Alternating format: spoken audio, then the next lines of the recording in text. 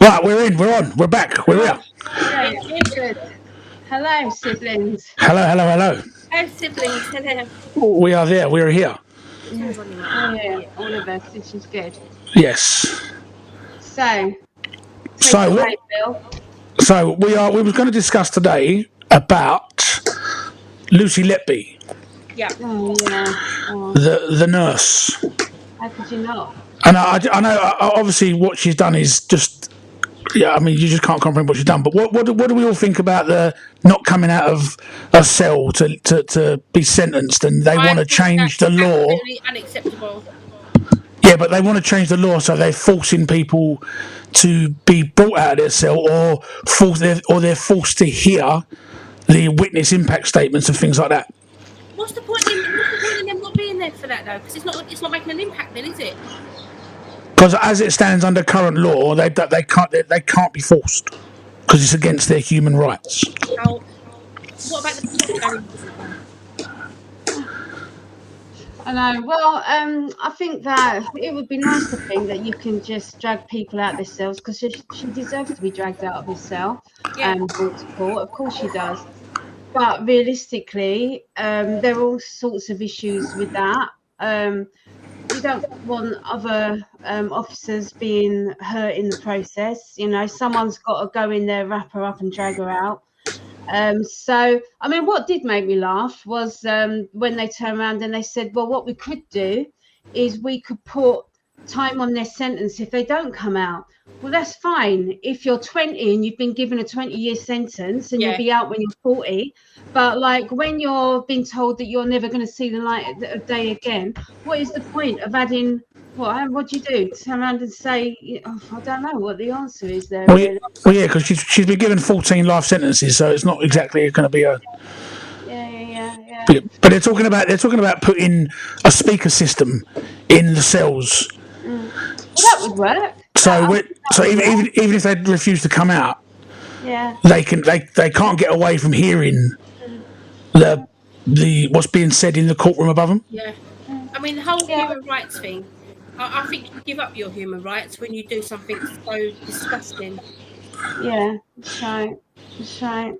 I mean, I would say because there's been so much, hasn't there, in the news about if she suffered the death penalty, should we bring the death penalty back for someone like her? And I can always remember having these discussions with Mum because I was like, for things like this, for crimes that heinous, that you just can't comprehend how somebody could do such a thing, then they should lose their lives by that. And I can always remember Mum saying no, because when they're in prison for the rest of their lives, you never know who's on the other side of the door, and the other inmates will make their lives hell and stuff like that. But I think I kind of see where Mum's coming from now, because she's never hopefully she'll know she's never going to be outside again, despite the fact she might have a tiny cell window hopefully to see out of. She doesn't know what's on the other side of the cell door. She doesn't know what she's going to face with, and there probably is some sort of, to coin a term, honor amongst thieves, and the other inmates are not going to take kindly to somebody who has just murdered and attempted to murder a load of innocent newborn, premature babies. Yeah, she is going to live the most miserable existence you could think of. Yeah. And I mean, I said to Mum yesterday, I said, I'll give it 6 months and she'll be dead. Yeah, well, that wouldn't surprise me if she doesn't commit suicide. I think she'll commit suicide more than anything else, But I can imagine she'll be at high risk for that as well. So she'll be on a kind of almost like a one-to-one type watching. I mean, can you imagine that as well? Even being in prison, you can't be by yourself because you've got an officer watching you all the time in case you commit suicide. Yeah, you're in a prison in prison. Yeah, exactly. Yeah. I mean, you can't even stand on the landing and have a chat to the other inmate. But I was just reading an article, right, that Lucy Letby's friends refuse to believe she's guilty. Yeah, I read that as well. Yeah. And they're standing by her and they're going to appeal. And I'm just thinking to myself, appeal what? What is it? What is it that you see that we all don't see? No. And when you're reading through the bits and pieces of evidence that they've released from the case, from the trial now, it was awful. I mean, she turned around. I don't know, but she was saying things like she did these things because she fancied one of the doctors, and she did it at times when she thought this doctor might come rushing to the hospital. Like, the baby didn't die at this rate when she was away, and then she came back, whether she was on holiday or what, and then baby started dying again. You know, aren't these things just too big of coincidences to ignore? Yeah, and then when you watch her police interview, it's just like she just you can see her sitting there. She hasn't got a care in the world. Yeah. If you was innocent, you'd be animated. You'd be, what on earth? Oh, I didn't do this. Blah blah blah. She just sits there and just takes what's coming. If being accused of something like that, and knowing that you haven't done it, you would literally be like, you'd be pulling your hair out, wouldn't you? Yeah. She's just sitting there and she speaks very monotone and to just sit there and just be like yes, no, and then like answering questions and that, it looked like she just, and then to not come out of your cell for any of the hearing, it just goes to show, that you just don't give a monkeys. No disrespectful. No. You just don't care. But I mean, there's obviously something wrong with her. She's obviously not. She's full ticket. Obviously not very well. And there's more. Do you know what I mean? There's bound to be more that they can't pin her to. Yeah. Who was the first nurse years ago? Didn't they call her the Angel of Death? It was like in the 80s or the early 90s. That's it. Yeah, that's it. Yeah. Let's see. How many babies did she? I don't know. But I know she got. So she got done an attempted 6, wasn't it? An attempted murder 3. Yeah, I could just saying that out loud. I don't understand. No. I just don't get it. You've got to have some kind of. There's got to be. Like, what kind of childhood did she have? Has anybody? Something has obviously happened to her. Something's gone seriously wrong. But by all accounts I've read about it, she had like the perfect childhood. Mum and Dad are not divorced; they're married. She had a good. She did, and and they were there. Her parents all the way to the trial. Yeah. But because I read in the papers that they thought it was kind of like a show of solidarity, that the parents didn't turn up for the sentencing either, did they? And the impact statements from the victims, and they were smiling at her with empathy, I suppose, to their daughter, because they still loved her. But I don't know, how would you deal with that as a parent? Imagine being a parent, I know, and knowing that your baby. But I think there comes a point when you've got to realise that, look, she did this. Yeah. And now we've got to deal with it. Yeah. Do you know what I mean? Like, you ain't got to like her, you ain't got to want to be around her. No. But you still love her. Yeah. It don't just go away overnight. But I mean, saying that, I don't know. I mean, if one of my kids turned around and said to me, "I've just killed 7 babies," I don't know. I'm sure I could pretty distance myself pretty quickly. Yeah, that's right. Yeah, definitely. You know, I don't.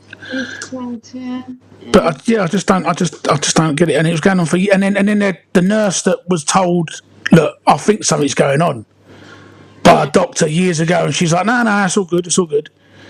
Well, that's the other thing is why do you think that the management of the hospital didn't take any notice of all the doctors that said there's something going on here? Yeah, I think it's because managers at hospitals are not medical professionals. Well, no, but if you've got the top consultants at the hospital saying to you, there's something wrong, it's got something to do with this nurse, we need you to take some action with this, what's going on? And they totally told the doctors to go away, and as far as we're concerned, she's completely innocent, and you need to write her a letter of apology. Oh yeah, that was disgusting. That was. So why? That was. I mean, look, only she can answer that. Reputation's got a lot to do with it, I reckon. But I just go on. Sorry, Claire. Go on. I don't know. I've seen a lot of people, especially people like Dr. Shola, coming out and saying they think it was because she got away with it because she was white. I've seen people turn around and say that it's probably because the managers were so fixated on targets and stuff like that, which I think is probably more than likely. Yeah, I think that's probably more to do with it than skin colour. Yeah, I think so. I think it was more like it was like that trust has got certain targets to meet from a government level, and that if they don't meet these targets, they don't get any money. And it was almost like a too far-fetched to think about, that the nurse was causing all these deaths, and it was like, stop it, you're picking on her, sort of thing. So I think those are the reasons why they probably turned a blind eye to it more than anything. But they're going to have to come and face their own justice. But the sad thing is, if they'd have listened to that doctor, I mean, I know baby still would have died, but it would have only been maybe 2. Well, two's too many. Two's too many. But it certainly would have been a lot less than tragically happened. But she was injecting milk into them and sugar and like I just obviously I can't think like her because I'm not like her. But this is the thing. I'm thinking, like, at what point is when you pick up the syringe and you think, I know this is going to kill this baby. Then you put the syringe to the arm, ankle, whatever it might be, wrist, wherever she's injecting it, and then you think, I know this is going to kill. At what? I can't. No, at what point do you think she thinks I shouldn't? Yeah. She didn't think that this is okay. I mean, listening to the families. One of the families said when the baby was frothing at the mouth, they come running in. She's standing by the bedside, and she told she with a smirk on her face, said, "Trust me, I'm a nurse. I know what I'm doing." I know. I just think that you just there's a category of evil people, and that's just like I think that's far gone psychopathy. I think that's just pure evil. Oh yeah, I agree. Like, evil personified. That is just through and through evil. There doesn't seem to be a punishment. Crime. Enough. Yeah. Yeah, I just. What do you do? We haven't got the death penalty in this country, so that's not going to happen. I mean, but somebody will start. I mean, really, for me, if she spent the rest of her life in solitary confinement, so she didn't have access to the outside world, she didn't have access to, a television and arts and craft classes and stuff like that, maybe that would be a suitable punishment. But you can guarantee that somebody would come past and say, well, that goes against her human rights. Well, she shouldn't have any human rights. No, I feel like Emma said. I think you should forfeit them as soon as you do something like that. Yeah, you do really.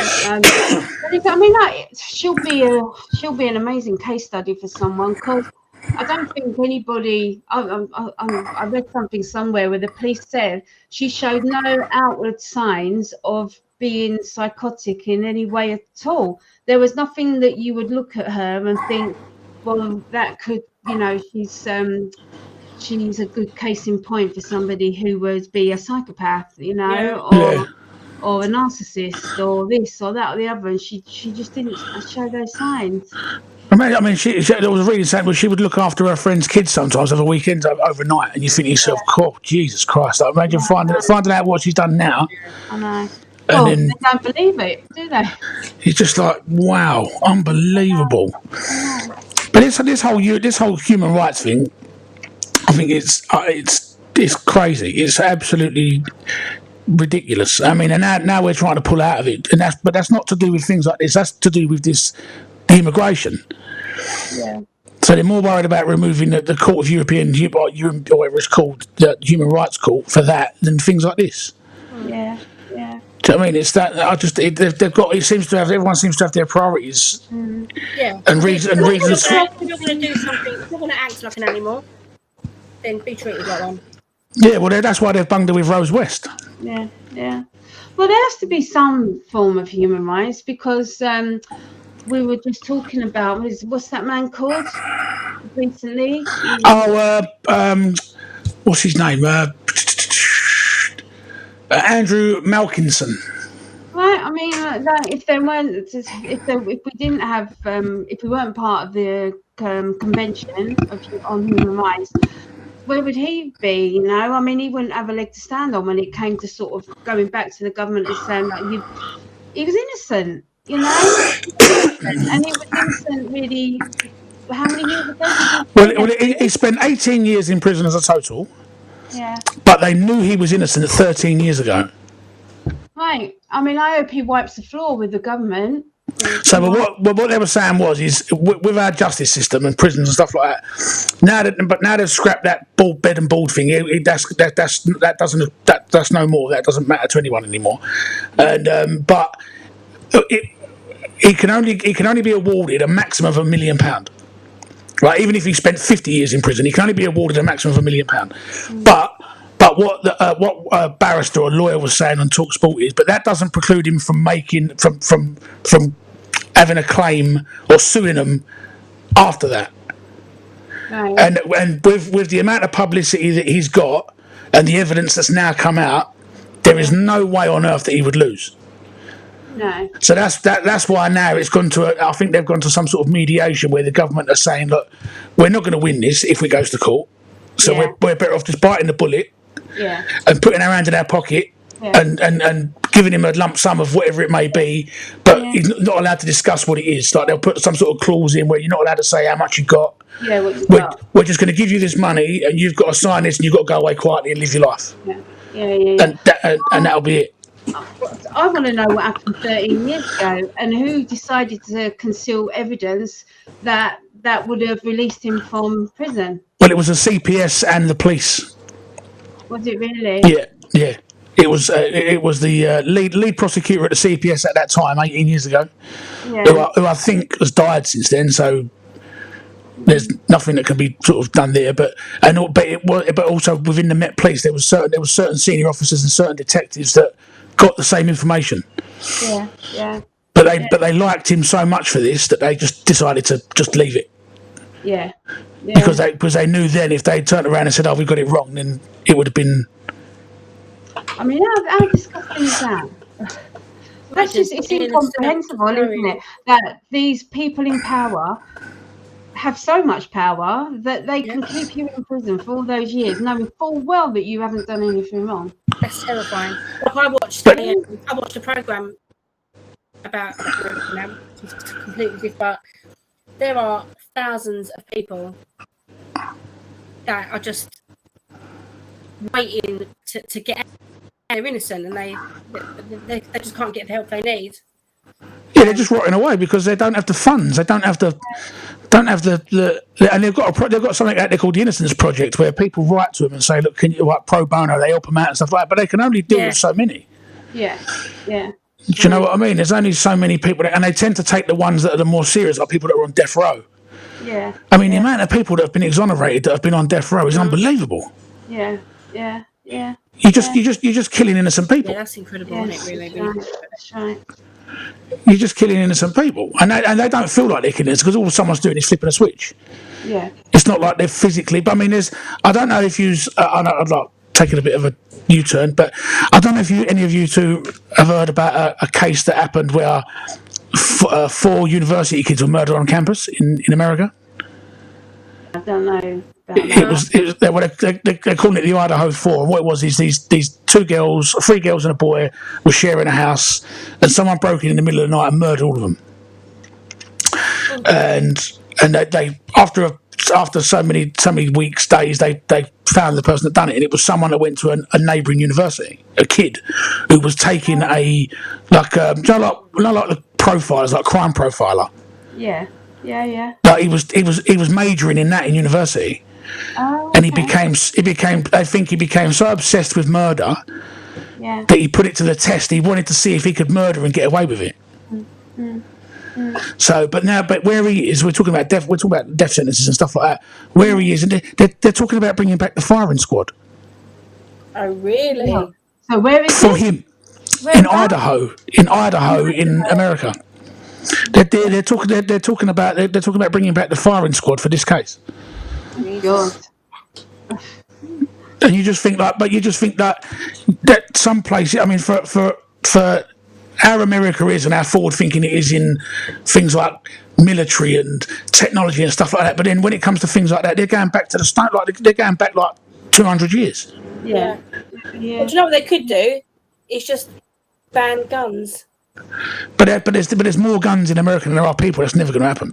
I'll never get my head around that. I'll never get my head around that after everything that's gone on, school shootings, this, that, and the other. They're still just allowed to go out and buy a bloody gun. It don't make sense. It's because of their amendments, their constitution. Well, I mean, we've got knives. You know, I mean, with what's going on here with knife crime, I mean, it's ridiculous, isn't it? But it's happening so often they just don't report it anymore. No, that's right. But then you ask Sadiq Khan about when he's been interviewed and they say, "What are you doing about knife crime?" He says, "Under control. Knife crime's not a problem in London." Yeah. And you think change subjects very quickly, and then maybe we can talk about this another time. Talking about the mayor of London, he's right getting up my nose. Yeah, see, with me and you, it's different. Because Claire lives out of London, the things that he's bringing in, the implications that he's bringing in, I don't affect Claire. I can't deal with those. No, they don't affect me, but it still winds me up. Oh yeah, it still winds you up. But I mean, like when he's talking about now, pay per mile to drive. Yeah, I know. I saw that. Like he needs to do one in his 50 grand bulletproof Range Rover twat. Yeah. But now they're building the Silvertown Bridge near Mum's house. Right. They're building called the Silvertown Bridge. Right.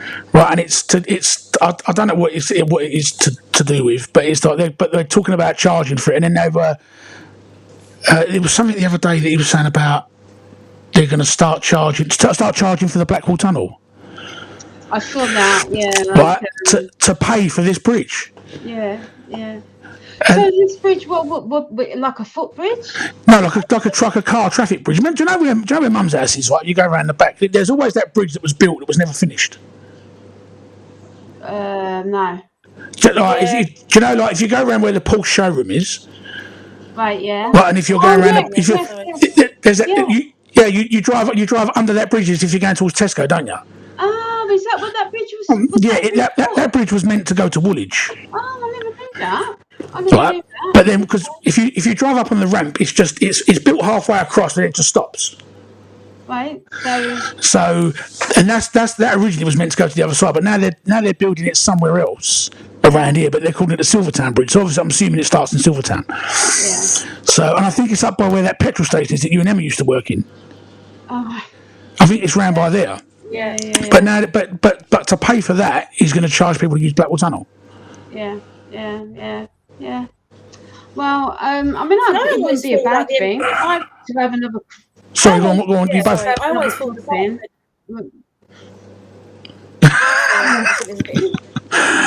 There's a bit of a delay. What was going first? Yeah. I always thought that the Dartford Bridge, when it was 50p, then it was £1, then it was £1.50, now it's £2.50. I thought that you were paying that toll until the bridge was paid for, but it just keeps going up and up and up. When people honestly thought they were going to not charge you after that was done, are crazy, because how are they going to pay for the upkeep? It's got to be maintained. It's got to be it's got to be. The thing is, I'll be interested to see what happens with ULEZ, because once it's brought in and people are paying it, and I don't think it matters really. I mean, any candidate is better than Sadiq Khan. Anybody surely has got to be better than him. But if they're all like, oh, we'll get rid of ULEZ if we get in, they won't get rid of it. I'd be really surprised if anybody coming in as a new mayor of London gets rid of ULEZ. No, because the infrastructure's put in. They spent too much money on it. Yeah. But there was one woman that said that if she was to get in, that she would repurpose the cameras that are outside of central London and just keep the ULEZ where it was originally. Yeah. Which is around the ring of London, like central London. Yeah. Same as wherever it follows the congestion charge. Yeah. So, but because she was saying that the cameras that they've put elsewhere can be repurposed, i.e., speed cameras, average speed cameras, or whatever, CCTV cameras, whatever. Yeah. But But the way I look at it is he's saying, but you've got to pay £12.50 a day. So, but if it was to do with people's health and it was that serious, you would say you cannot drive the car. It doesn't matter whether you pay or not. You cannot bring that car into London. Just saying, I'm going to make the centre of London pedestrianised. You can't come in with a van. Yeah. So if I was a millionaire, a multi-millionaire, I could go out and buy 10 diesel chugging motors that kick out shit everywhere. But as long as I pay £12.50, I can drive it straight past Buckingham Palace. Yeah, that's right. And if it was that serious, and if it was that much of a health risk, then it would just be a total ban. Yeah, that's right. Yeah, but he's using this because he cocked up with TfL, Transport for London. He spent so much money, lost so much money, he needs to recoup it. I mean, Transport for London is like, what, 250 million in the red or whatever it was. They're so out of pocket. Yeah. And now he's got to get that back. Yeah, he's got to get money from somewhere. Cars that are ULEZ compliant. What happens? Well, he says they're going to give you £2,000 for a scrappage scheme. But what I must say though is that a lot of people think that what he's trying to say is that you've all got to go and buy electric cars. That's not what they're saying, because you can buy a ULEZ compliant car for about £4,000. But if your car that you've got at the moment is only worth £800, well, let's say they give you £2,000, you've got to find another £2,000. Yeah, that's right. Yeah. Who's got that just floating about? Who's got That's what I mean. And you look at an electric car and you're talking 35, 45, depending. I mean, if you buy a Nissan or a Ford, you're talking between 35 and 40,000. And then you're looking at people saying, like Teslas, and it's up to 100,000. So what is it that your emissions have to be below a certain level? Is that what it's all about? Yeah, there are levels, but and if you've got a petrol car, anything newer than a 2013 or 14, you're okay. Okay. And if you've got a diesel car, it has to be newer than 2016. Okay. Right, to be compliant. Right. Okay. No, I think the petrol is newer. I think it can be older than that because. Oh, okay. I know one of them's older and one of them's younger. I'm not sure which way around it goes. I'm sure it can be. I'm sure the petrol cars can be newer than that, because if that's the case, then I'd be screwed all over again, because my car, when it's working, is a 2013. So. Yeah, see, because when Dad got rid of his Jag because of it, and then just recently we've just found out that because he's registered disabled, he could have kept it till 2025. Yeah. So they're exempt till 2025. So but they didn't tell him that before. So all them people that got rid of their cars, are now being told, if you'd have kept it, you could have had it till 2025. Yeah. And but with that scrappage scheme, I was just listening on LBC. The website keeps crashing, and then it's not as simple as just getting the £2,000. You've got to answer a barrage of questions, and then at the end of it, it's not guaranteed. You might get turned down. Yeah. And then you've got to appeal it. And a guy on the radio was saying it's a 24-day appeal. And he said, but when you're a plumber and you're trying to find a new van, and you've got jobs that you need to get to, you can't afford to wait nearly a month for an answer. No. You need to go out and get. No, but I just think that he's ballsed up so bad that he can't go back now. He's steamed so far forward that to do a U-turn and anything, A, would be embarrassing, and B, he just doesn't seem like the bloke that could turn around and go, do you know what, I messed up, I made a mistake.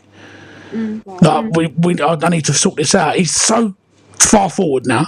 Yeah, that's right. And I know he's talking about people dying, but I mean, there's been one case of a young kid that died, and the coroner put it down to air quality. Yeah. Which is an absolute tragedy, but it's one person in, I don't know, the last 30, 40 years. Yeah. And then when you say to him, but what are you doing about the kids that are getting stabbed on the street corners, 3 a night, 4 a day? That's right. He's got nothing to say. There's no issue. Maybe we should have saved this subject for another podcast, because I could talk about this for hours. Oh, do you know what? I've got ammunition on this, and he's called people like ULEZ protesters. He's calling them Nazis and COVID deniers and vaccine deniers and all that. Do you think yourself, mate? You're off your rocker. Yeah, he is. It's just you've just messed up, and that is it. Simple as that. You've ballsed up, and now you're looking for a group to blame. Well, I think, like Emma said, just save this for another time because we've gone all around the houses again. I know. And Sorry. Do you know what? Because that, I don't know how we got. How did we get onto that? Just talking about the mayor. How did we get onto that? But yeah, Billy, just edit this bit out because I'm just going to talk to you for a minute, okay? Or just stop it. Well, if you let me end the recording, we can still talk. Yeah, go on then, end it. Then I just Right. want to talk to you. And then I'll just edit it. Okay. Hold on.